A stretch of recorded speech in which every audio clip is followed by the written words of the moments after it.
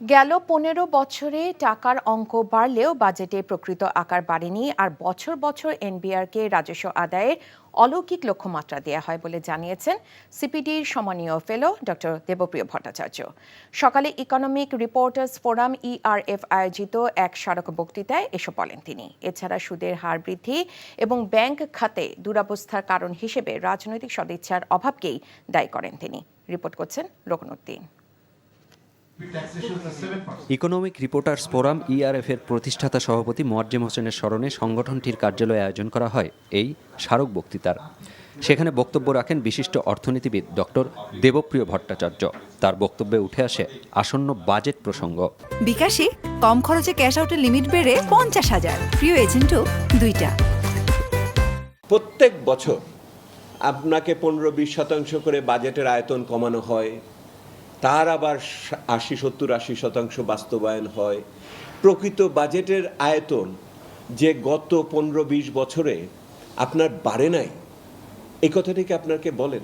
এবং এটার সবচেয়ে বড় শিকার হয় জাতীয় রাজস্ব বোর্ড, কারণ হিসাব মেলানোর জন্য তাকে একটা অলৌকিক লক্ষ্যমাত্রা দিয়ে দেওয়া হয়।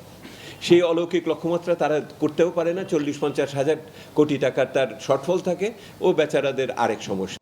সরকারের পক্ষ থেকে জিডিপি প্রবৃদ্ধির যে হিসেব দেয়া হয় তা কতটা সঠিক, সেই প্রশ্ন ছিল ডক্টর দেবপ্রিয়র কাছে। আমার জিডিপির অনুমিতির ভিতরে খাদ আছে। যদি জিডিপির পরিমাণ বড় হয় তাহলে এর অনুষঙ্গ হিসেবে আপনার তাহলে দায় দেনা তাহলে জিডিপির অংশ হিসেবে কমে যায়। আবার তাহলে এটা খুব ভালো দেখা যায়। আবার একই সাথে জাতীয় রাজস্ব বোর্ডের কর আদায় জিডিপির অনুপাত হিসেবেও কমে যায়।